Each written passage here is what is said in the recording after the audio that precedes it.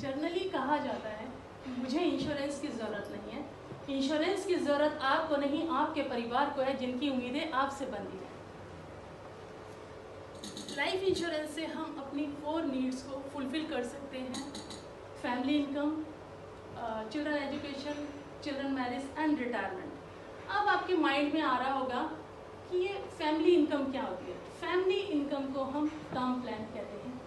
Term plan is basically pure life insurance है। ये बहुत कम प्रीमियम पर बहुत बड़ा कवरेज मिलता है।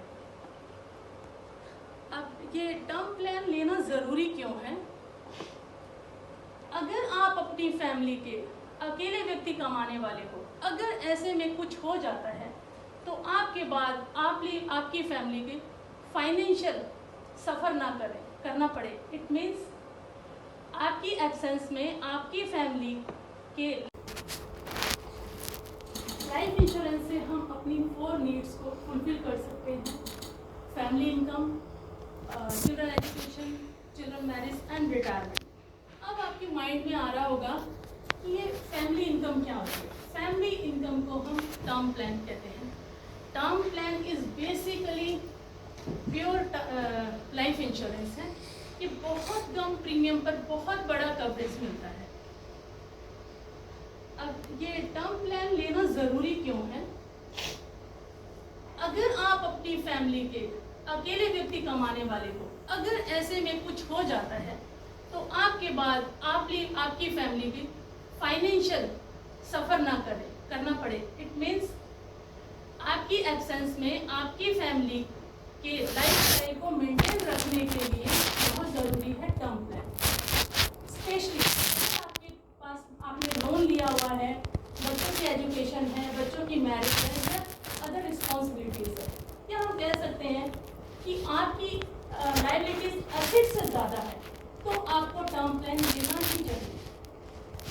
और मैं क्लियर करना चाहती हूँ, हम कमाते हैं, खर्च करते हैं, डेली ऐसा ही होता है। लेकिन जब आप कमाते हो तो उसमें आपका रोल 85% है और आपकी फैमिली का रोल 15% है। अब आप सोचोगे फैमिली मीन्स फैमिली में आपकी मदर हो सकती है, वाइफ हो सकती है, सिस्टर हो सकती है, जो आपको सुबह उठकर रेडी कर रही है और कह रही हैं आप अपने ऑफिस जाओ, फैक्ट्री जाओ, शॉप जाओ, तभी आप टाइम से पहुंच पाते हो। लेकिन जब आप कमा कर लाते हो तो उस कमाई में आपका जो रोल होता है 15% होता है और 85% आपकी फैमिली का रोल होता है। 85% में क्या आता है? लाइक ग्रोसरी हो गया, मंथली एक्सपेंसेस हो गए, EMI हो गया, लोन हो गया, बच्चों की एजुकेशन, बच्चों की फीस एक्सेट्रा। तो ये चीज़ें आती हैं। आप इस बात से सहमत हो मेरी बात से? ऐसा ही होता है? अब आप देखिए, ऐसे में अगर कुछ हो जाता है या कोई मिस हैपनिंग हो जाती है तो उस परिवार में 100% इनकम स्टॉप हो जाती है। मीन्स 15% तो स्टॉप होएगी, लेकिन 85% तो चाहिए। वो 85% कहाँ से आएगा? आपके ना रहने पर या ब्रेड अर्नर के ना रहने पर उसकी फैमिली को 85% तो चाहिए।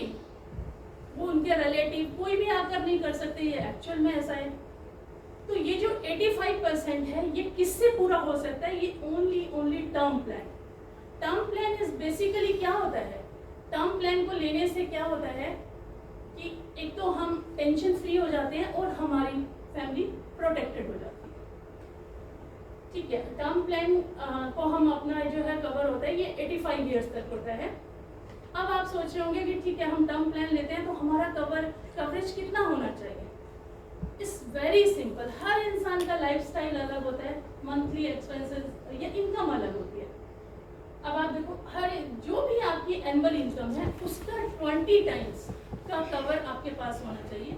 फॉर एग्जांपल, मिस्टर ए हैं जिनकी एनुअल इनकम 10 लाख है। 10 लाख का 20 टाइम्स कितना बनता है? 2 CR। मीन्स मिस्टर ए के पास 2 CR का कवर होना चाहिए। लेकिन इस 2 CR के लिए उनको बहुत बड़ा प्रीमियम नहीं देना पड़ेगा, प्रीमियम उनको कम ही आएगा। आप इस चीज़ को मान रहे हो ना?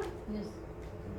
तो टर्म प्लान हमारे लिए बेसिकली ये होता है कि हमारी फैमिली को ये प्रोटेक्ट करने के लिए होता है। हाँ, इसके लिए टर्म प्लान लेने से क्या होगा, एक हमें एटीसी की रिबेट मिलेगी और जब भी कभी क्लेम आता है वो टैक्स फ्री होगा। अब कैसे हमें इसको देना है, इसके देने के ऑप्शन बहुत सारे हैं। हम सिंगल पर भी दे सकते हैं, मतलब वन टाइम पेमेंट कर सकते हैं, 5 पे मतलब 5 साल दे सकते हैं, 10 साल दे सकते हैं, 12 साल दे सकते हैं, 15 साल दे सकते हैं और रेगुलर दे सकते हैं। क्योंकि हमने देना ये सपोज 5 साल ही है, लेकिन हम इंश्योर्ड 85 ईयर्स तक हैं। अब मैं अपनी बात करूं तो जनरली डॉक्टर्स मुझसे जो लेते हैं वो इंश्योर्ड 85 ईयर्स तक होते हैं और पे सिर्फ 5 साल ही करते हैं। तो उनका कहना है कि मैडम हम 5 साल हम दे सकते हैं, लेकिन हम इंश्योर्ड कब 85 ईयर्स तक हैं और देना 5 साल होता है। बाकी जो और लोग होते हैं वो 10 साल तक लेते हैं, 12 साल तक लेते हैं और कुछ लोग इसको रेगुलर भी चलाते हैं। लेकिन रेगुलर ये ज़्यादा चल नहीं पाता है। उसका रीज़न है कि इंसान दे रहा है, इसमें हम देते जा रहे हैं, हमें नहीं मिलेगा। ये हमारे ना रहने पर, हमारी एब्सेंस में ये हमारी फैमिली को मिलेगा। अब आप देखो कि जहाँ पर भी हम कुछ इन्वेस्ट करते हैं, अगर वहाँ से हमें आउटपुट नहीं आती है तो एक टाइम के बाद हमें भी लगता है हम दिए जा रहे हैं, हमें तो मिल नहीं रहा है। और ये बेसिकली टर्म प्लान होता है हमारे ना रहने पर हमारी फैमिली के लिए। तो इसी में एक दूसरा ऑप्शन भी आया हुआ है, TROP कहते हैं, term return of premium. Just ये मैंने 8 दिन पहले ही मुझसे एक क्लाइंट ने लिया है, मैं थोड़ा बताती हूँ उनके बारे में। उनको मैंने टर्म प्लान लेना ही था तो टर्म प्लान के बारे में बताया, तो कह रहे मैडम ये तो क्या है कि अगर मुझे कुछ नहीं हुआ। मैं कहा सर अगर आपको कुछ नहीं होगा तो कुछ भी नहीं मिलेगा, ये आपके ना रहने पर आपकी फैमिली को मिलेगा। तो उन्होंने कहा कोई और ऑप्शन, मैंने कहा एक ऑप्शन और है, TROP कहते हैं, टर्म रिटर्न ऑफ प्रीमियम। इसमें क्या होगा, आप इंश्योर्ड 85 ईयर्स तक हो, लेकिन आप 85 ईयर्स तक रह रहे हो। कह रहे हमारी फैमिली में टेंडेंसी मेल ज़्यादा जीते हैं, और सच में उनकी फैमिली में जो मैं सुन रही थी मेल बहुत ज़्यादा जी रहे थे। तो ठीक है, उन्होंने फिर लिया, उन्होंने मैं 85 तक तो जीऊँगा। तो मैंने कहा बहुत अच्छी बात है, आप हमेशा जियो। तो उन्होंने TROP लिया है। इसका मतलब है कि अगर 85 तक जी गए, जैसे ही 86 स्टार्ट होता है वैसे ही उनको बेस प्रीमियम मिलेगा। बेस का मतलब है without GST, no interest, only base premium मिलेगा। तो उन्होंने कहा ठीक है, मैं इस चीज़ से खुश हूँ, एटलीस्ट मुझे कुछ हो गया तो जैसे आपको बताया था उनकी फैमिली को 2 CR मिल जाएगा टैक्स फ्री, और नहीं हुआ तो मैंने जो अपना प्रीमियम दिया है वो मैं ले लूँगा। तो ये हुआ।